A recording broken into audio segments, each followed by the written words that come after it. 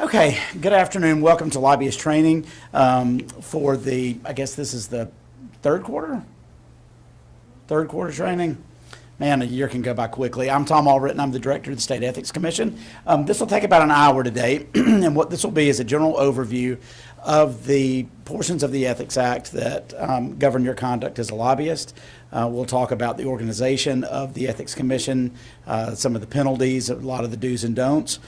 We have a number that we have provided to you on a upcoming slide. We ask you that if you have any questions about any of the information we go over today, that you simply text your question to that number, and we will address those questions at the end of the presentation because some of the questions that you have may be answered in the course of the presentation. I'll give you a minute to look at that. That's the number. Be sure to write it down so that you can send your questions to us if you have any. Keep on looking while I... There we go. What we say today is the bare minimum for ethical compliance. In other words, what we give you today is the floor, not the ceiling for ethical compliance, and you're certainly encouraged to go above and beyond in your compliance. And also, nothing we say today gives you protection from any prosecution. This is just simply a general overview of the Ethics Act for your basic education requirement.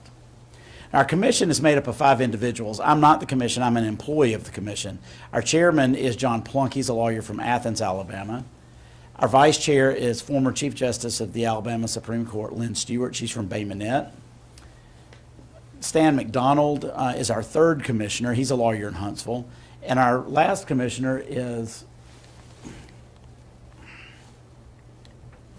Ed Kroll, a retired brigadier general from Maxwell Air Force Base here in Montgomery. This is his 2nd time to serve on the commission. By statute, we're supposed to have 5 commissioners. We had 1 resign, and the legislature has not confirmed an appointment to that seat, but I expect in this next year we will have a full slate of 5 commissioners. You will notice that all of our commissioners, with the exception of 1, are lawyers. That is a trend that began about 9 years ago when the appointing authorities for the commission determined that, you got it?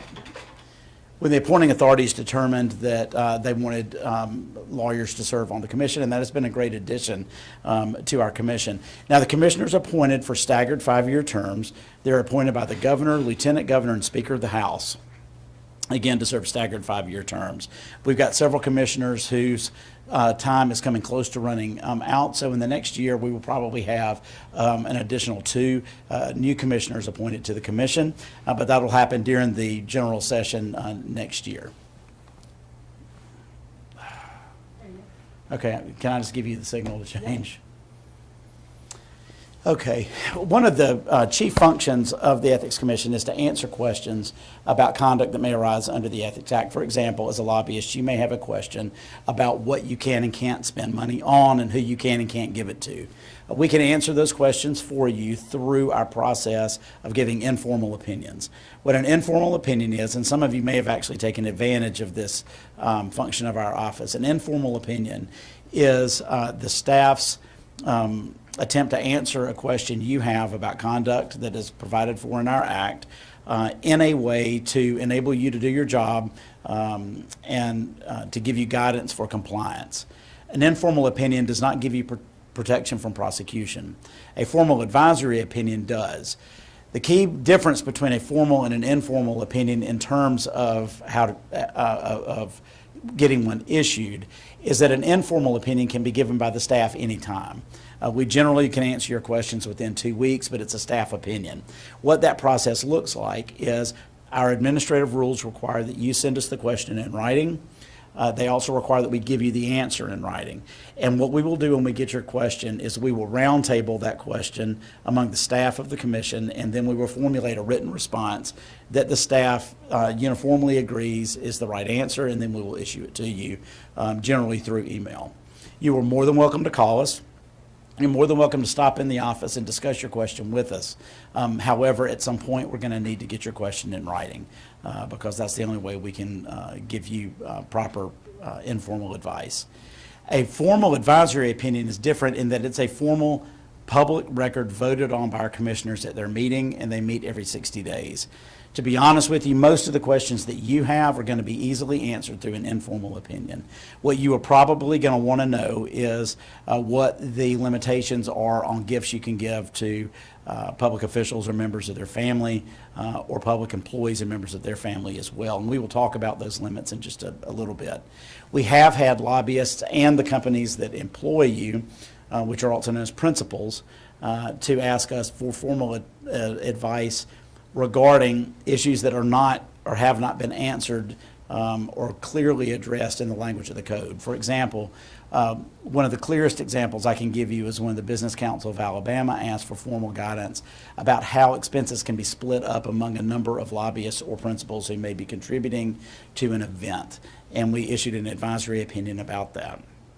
The benefit of a formal advisory opinion is that it is an opinion that goes out to the public. And so anybody who has an interest in the issue and anybody who is in a materially similar circumstance to the person who requested the advice can rely on that opinion.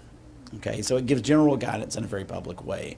Again, most of the time, if you ask a question, you're probably going to want to do it through the informal opinion process. Do you have any questions about either one of these? We've got one attendee in person today, so I'm trying to make sure that I give her some good attention. If you do have any questions, just interrupt me, okay? Okay. And it's all,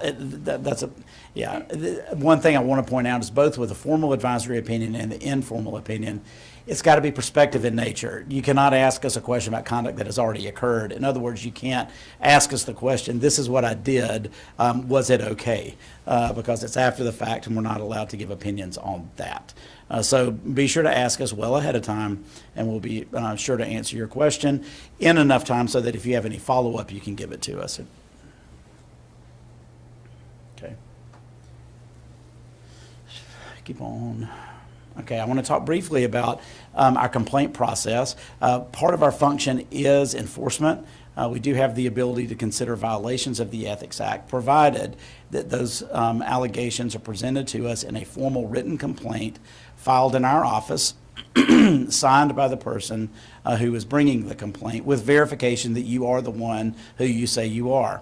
The way that we do that is on our complaint form, we have a notary acknowledgement of your signature that we require on complaints that are filed with us.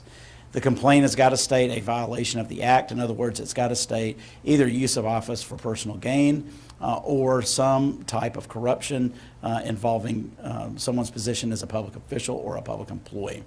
And it's got to be supported by credible and verifiable evidence. If we have a complaint that satisfies those basic requirements, then we will assign that case to one of our 5 investigators to investigate.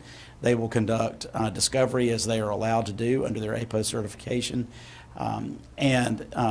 Provided that their investigation shows there is evidence of a violation, we will present it to our commissioners who will weigh the evidence and they will determine whether there's probable cause for a violation. In other words, whether it's more likely than not that there has been a violation.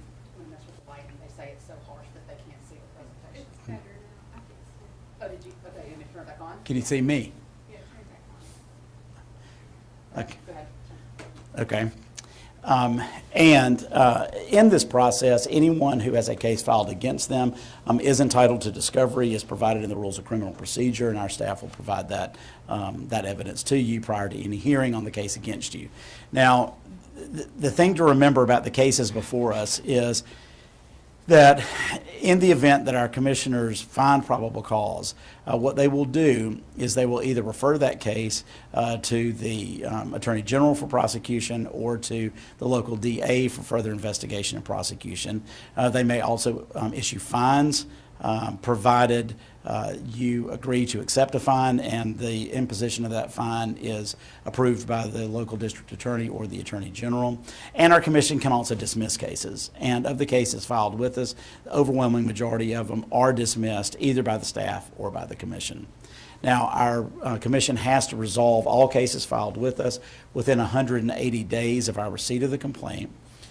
Or we can get an extension of an additional 180 days from our commissioners for good cause. And if we receive that extension, then we can consider it for an additional 180 days. But that's our basic enforcement procedure. And it's something that I hope that you never have any dealings with. And to be honest with you, I think if I were to look at the statistics, I think the number of times that a lobbyist has been involved in an enforcement action against us is rare, if ever. Most of your questions, most of your interaction with our office is going to be on the front end for compliance. And so to that end, I want to make sure that you understand that there is no reason for you to wonder about whether conduct is violating the act, because you have several tools available to you to answer those questions. Our informal opinion process, our formal opinion process, or probably the best source that you have, and that is our lobbyist liaison, Kayla. So make sure that you contact Kayla and ask Kayla whatever question you may have, certainly about compliance or otherwise, but make sure that Kayla is the one that you contact. If you don't feel comfortable talking to Kayla, and I cannot imagine why you wouldn't feel comfortable talking to her, then you can certainly talk to one of us. But the point is just please make contact with us, and Kayla is your contact. Okay, I've done all that. Possible outcomes. Yeah, I've done that. All right. The overall theme of the act, and this is what you need to internalize, is that a public official or public employee can't use their position to benefit themselves, a family member, or any business they're associated with, and neither can they solicit or receive anything for the purpose of corruptly influencing their official action. Okay, so everything within our act is a derivation of one of those two principles. What it looks like for y'all is there are specific prohibitions on what you can offer, and a principal or a lobbyist or a subordinate of a lobbyist cannot offer a thing of value to a public official or public employee. So what that looks like again for y'all is in gifting and in receptions. There may be events that you want to invite them to that may be out of town, maybe out of state. All of that kind of conduct is what you will be dealing with on a regular basis as you serve as a lobbyist. And so you need to know that even though there's that general prohibition against offering things of value, there are a number of exceptions to that that generally cover anything that you want to do.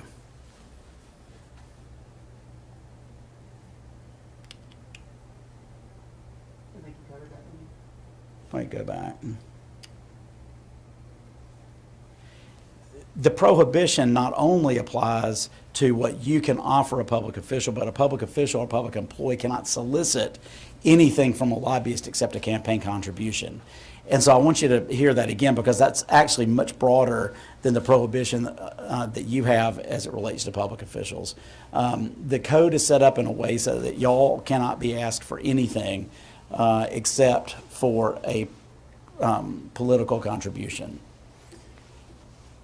And that's a pretty broad and very clear prohibition in our act. In fact, it's probably the clearest one there. So in your relationship with these public officials, you were in the position of being able to offer what the code allows, and they can certainly accept that, but you're really kind of in the driver's seat as far as giving things or being asked for things, okay? So what that also does is it puts you in the position of having to monitor your compliance. So make sure in that regard that you keep up with what you clearly can spend it on, and in the gray areas, make sure that you ask. And we do have one specific exception that allows you to give anything of de minimis value to a public official. That's a specific exception in the code. It used to be $25. We have increased that now to $32 with an annual cap of $64. The code allows us to do that to keep up with the consumer price index, and so we did that last year.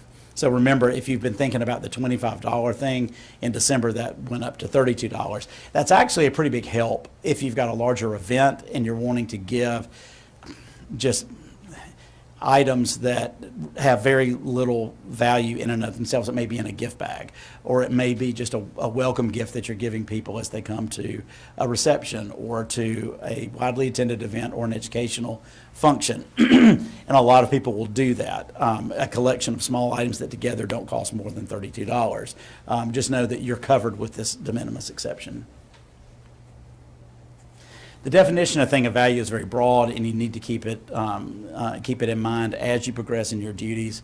It is any gift, benefit, favor, service, gratuity, tickets to an entertainment event, offers of future employment. It's broad, but every one of those factors ties to something that is quantifiable monetarily. So even though there are conceivable fact patterns in which something that has very little monetary value might be a thing of value, day in and day out, the things that you are going to be dealing with are going to be things that are reducible to a dollar amount, because really money is the issue that gives rise to corruption. At least that's the principle underlying the Ethics Act. So all these things that are a thing of value are generally reducible down to a dollar figure themselves, and it's very broad. This time I'm going to turn it over to Cynthia Ralston, my chief assistant, who's going to talk about specific exceptions and the process for you to go about trying to deal with our office and plan your events in a cooperative way. Here you go. I think so, not yet though. Okay, so I just had a question on the phone come through, and you asked if whether or not it would be a thing of value to take somebody out to lunch. The answer leads me into my whole discussion. So the definition of thing of value that Tom just gave you is super broad, and it can include anything that costs any money, okay? There are 18 exceptions to the definition of a thing of value. So when you ask, is lunch a thing of value, it would be if it was over $32, because $32 is de minimis value. You can also take you can take a lobbyist, or a principal can take a public employee or a public official to lunch for $25 for the lobbyist, $50 for the principal. And I'm going to go over those exceptions in just a second. But I say when I do training, that the definition of a thing of value is honestly found in the exceptions, because those are the things that you can do. So I'm going to go through those with you. There's several events that are covered when you get a pre-certification.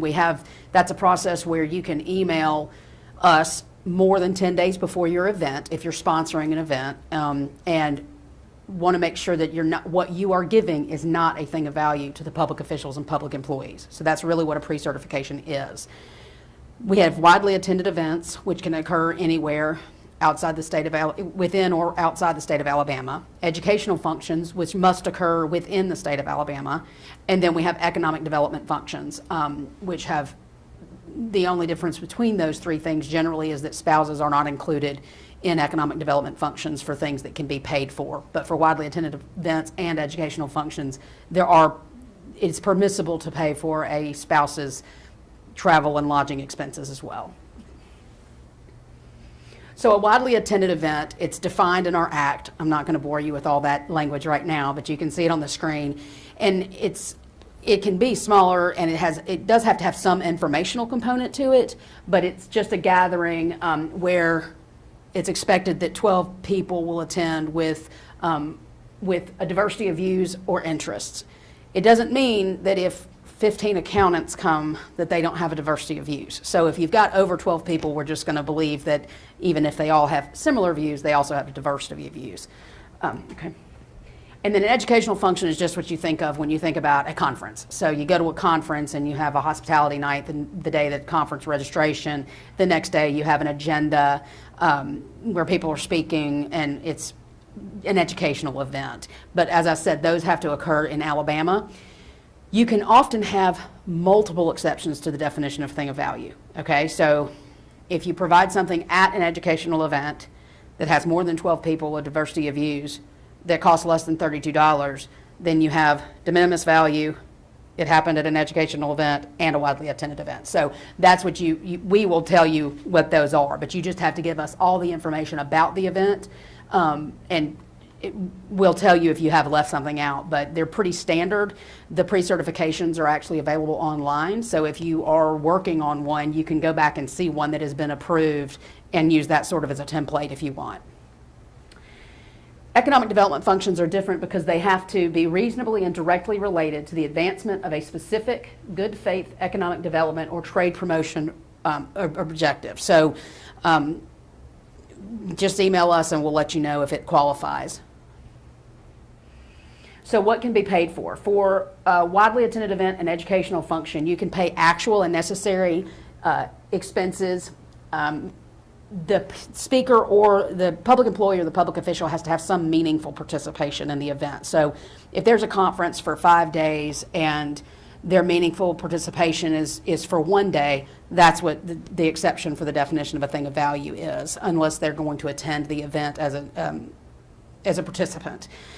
So it's a ceremonial if, say, the governor has a ribbon cutting or something like that, or if Tom or I were to go speak at a conference, for instance, if the conference is at 8 a.m. and we want to not have to drive at 4 o'clock in the morning to get there, they could pay for our hotel room, and that's a lodging expense, and we're having meaningful participation by presenting at the event. Economic development function, I told you this is different. The spouses aren't included, so you can do actual and necessary expenses, but spouses are not permitted. Hospitality. So hospitality is what you think of, food and beverage that are an integral part. I'll talk to you about a few advisory opinions, formal advisory opinions that the commission voted on that are public that give you some parameters about this. And honestly, there's one that you could focus on if you just wanted to take away one thing, go read that about the hospitality, but it has to be an integral part of the event. It can't be an independent sporting event, for instance, a golf tournament that happens while the conference is going on and only certain attendees go, and it has to be something that's an integral part of the event and approved by the sponsors. So we have got, then you have the exception. This is what we talked about. So for lobbyists can spend $25 on a public employee or a public official for a meal. A principal can spend $50 per meal. That does not mean that the lobbyist and principal can get together and spend $75. So that's called stacking. The limitation is on the employee or public or the official. So I'm only going to get a $25 lunch or a $50 lunch, no matter how many people are there, if somebody wanted to do that. And that is an exception to the definition of a thing of value. There's a cap on it per year that is, for lobbyists, it's $150 they could spend on one individual for the year, and then for principals, it's $250.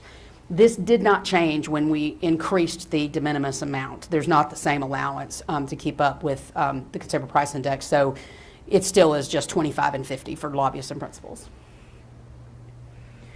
So the pre-certification exception, that is an exception to the definition of thing of value. So if you don't get a pre-certification, it doesn't mean your event violates the law and that a public official shows up, they're violating our act. It simply means you don't have a pre-certification. It can still meet one of the exceptions to the definition of a thing of value. That's just a separate one that really helps.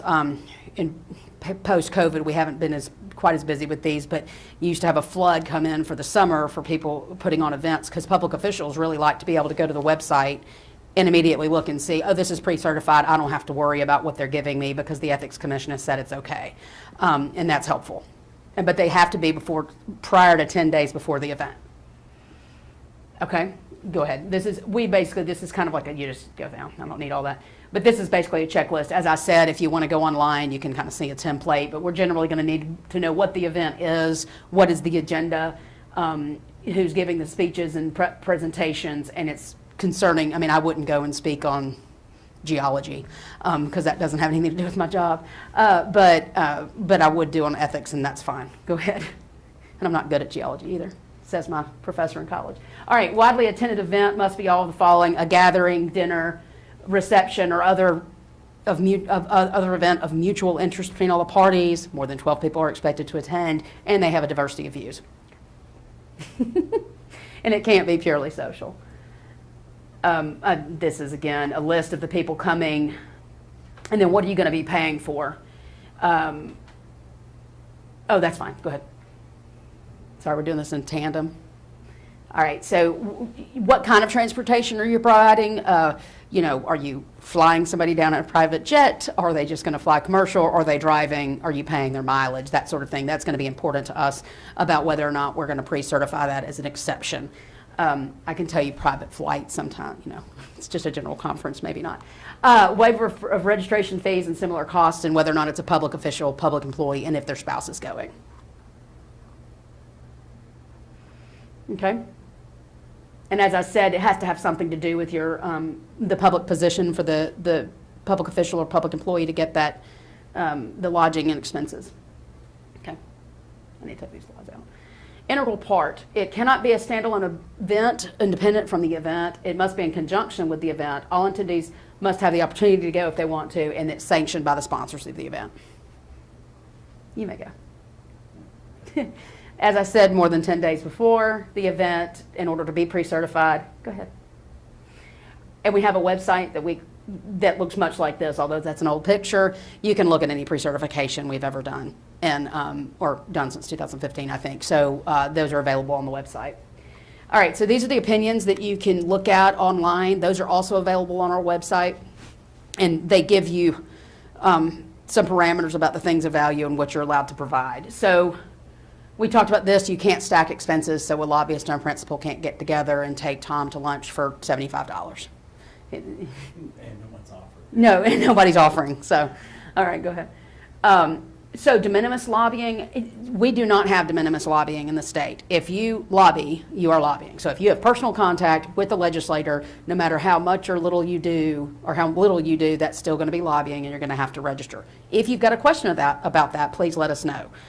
We do have an allowance for, I say an allowance, but you're permitted to have grassroots lobbying. So me individually as a citizen, I could approach my legislator about a bill as long, I'm not being compensated for it, I'm not doing it on somebody else's behalf. So if you have those questions, please reach out to us and we can answer that for you. As I've said, 2011, that's the opinion that's going to give you a ton of information about what is acceptable and what isn't for the providing a thing of value to officials and employees. Again, I've kind of already explained this. I've got a lot of words on the screen for. All right, and this is, this allows for aggregation. So if you have multiple sponsors, they put all their money in a bucket, and then they put on the event, and somebody organizes it and sets up the dinners and the hotel rooms and all of that. That's fine, you can aggregate, but you're still going to have to,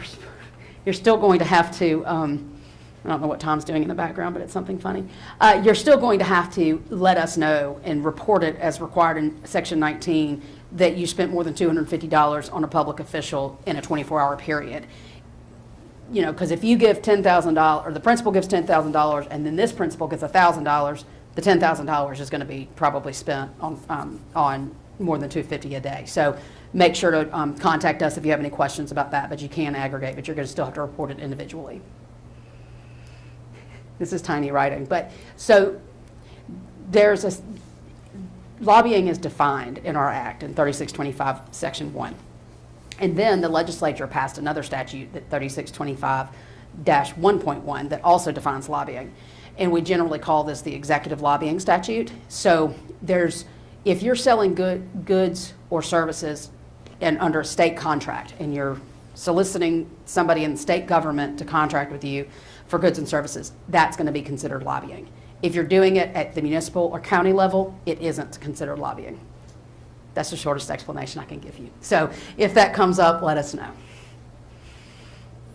Okay, this slide is obviously old, so we do have, our entire website. You've got lots of information. We have a marquee up there. If there's something important that comes up, you can sit and look at the home page of our website, and it'll flash by in a couple of minutes, and then you'll see all the important things. But there's tabs in every, we've got our advisory opinions. It's got all of our contact information, how to file a complaint, how to send an email, all that. And these parting thoughts are Tom's. Would you like to do the parting thoughts? Yeah, I will. Okay, so let me try to summarize some of this in a just kind of a thumbnail way to give you hopefully some good guidance.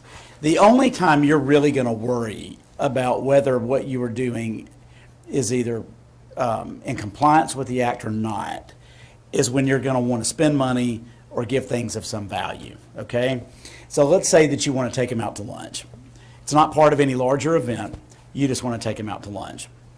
Remember that you have the separate meal allowance of $25 per occasion with an annual cap of $150, or your principal has the $52.50, okay? So that would just cover if you're in Montgomery, you want to take them out to lunch. That exception applies to that. Let's say that You also want to give them a small token of some kind of appreciation for maybe meeting with you. Remember that the $32 de minimis exception applies to that, all right? But let's say that you have a piece of legislation that you're pushing, and you've got two committees, one in the House and one in the Senate, that you're really wanting to kind of educate about this legislation. You may want to have a dinner. You may want to invite both committees. That would be what a widely attended event might look like. All right, does that make some sense? Let's say it's during the session and you want to invite the entire legislature to some reception. That would be a widely attended event. There's no real organized agenda. It doesn't cover a period of days. It's just kind of a one hit and they're out. Food and beverage, but there are going to be a lot of people involved, and generally anybody who might be relevant to any business that you've got coming before the legislature that session. It might be all the constitutional officers. It might be the entire legislature. It might involve invitees who are part of a state agency like state personnel or maybe state finance. But it usually is going to be a couple of hours. It's going to be during the week. It's going to be after business hours. That's what a widely attended event looks like. Let's say that you want to have an event, but it's out of state. Let's say it's in Sandestin. But it's going to be a one-day educational seminar in Sandestin. You may pay for a room the night before, and you may comp meals during the day of the seminar. Because that occurs out of state, that could be a widely attended event as well. All right. So when you think about widely attended event, think about something that is more than just dinner, but is something less than an organized educational event surrounding or with an agenda surrounding it. Okay. Now, an educational function generally is put on by the larger associations. You may have the Business Council of Alabama. You may have Manufacture Alabama. You might have Blue Cross. You might have any number of other principals who have a multi-day educational event where they invite a ton of people to it. But it's occurring in the state of Alabama, let's say at Point Clear. That is going to be an educational function. Now, you may have a multi-day event here in Montgomery. You may have a one-day event around an agenda, all right? So if it's in Alabama, that could be a widely attended event and an educational function too. Now, for an economic development function, as Cynthia said, that is a little bit different in that the code requires that there be a specific good faith economic development goal you hope to achieve.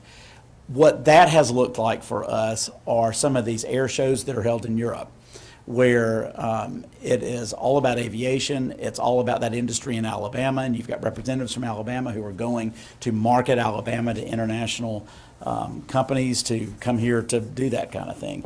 But it is a specific industry being courted here, or specific economic development goal. So we have approved those as economic development functions. We have also approved those within the state of Alabama for things that would look very similar to a widely attended event or an educational function, but given their nature and the targeted nature of it for one specific economic goal, we have found those to be economic development functions as well. So if you are new to this, we do recommend that you consult our website and look at our pre-certification drop-down.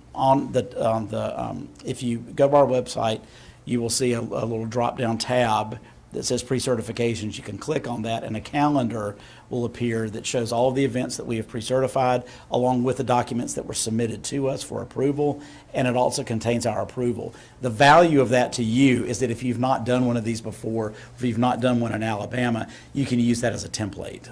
And so it's available to you to use for that function. And that really is going to cover most of what you've got. If you have some weird kind of request, like let's say that your principal wants to give a gift to the state of Alabama and present it to one official, maybe the governor, maybe the Secretary of Commerce or the Secretary of State, and it's not really going to that person, but it is certainly much more than a $32 de minimis item. You might want to ask us about that because we have certainly dealt with that before too. We generally view those as gifts to the state, not the individual, but we would like to talk about the specifics of that with you if you've got a question about that. Now, I want you to remember that if you change your representation, let's say you take on a new principal or you drop a principal, then you have to give us notice of that within 10 days of that occurrence. Go through Kayla and make sure that you do that. Communicate with your principal as well. There are disclosure requirements that have to be filed with our office, and we ask that you please coordinate with your principal regarding those expenses. We certainly would prefer that you get it right for your sake the first time. A lot of the mistakes that we've seen occur when the principal and the lobbyist are not communicating about what was provided, or the authority maybe that a lobbyist has to lobby on their behalf. So make sure that you are in communication with your principal. Also, if you have somebody in your office who is filing your quarterly disclosures, make sure that you are reviewing them before they get filed with our office. Again, where we have seen lobbyists get into a bit of a problem is when something is filed that does not match up with what was given. So keep in mind that everything that we do is public. So if you request pre-certification, that is on our website, not only for y'all to see, but for the general public to see. It may be the press. It may be opponents to your interest in the legislature. Who knows? But if you send in a request for pre-certification that includes hotel and meals and everything over a 3-day period of time for a big conference, and those expenses exceed $250 in a 24-hour period, then you have to disclose them and make sure you do it accurately, because we have had questions raised publicly, maybe through the press or otherwise, about expenditures and disclosures. Okay, so if that were to happen, if you were to file something that is inaccurate, we would certainly give you the opportunity to correct it, and we would encourage you to correct it. We would want you to get it corrected rather than just simply have an incorrect filing with our office. And so we will accept it as long as you're willing to give it to us. But we, for your sake, would prefer that you avoid it by making sure that what you file is accurate.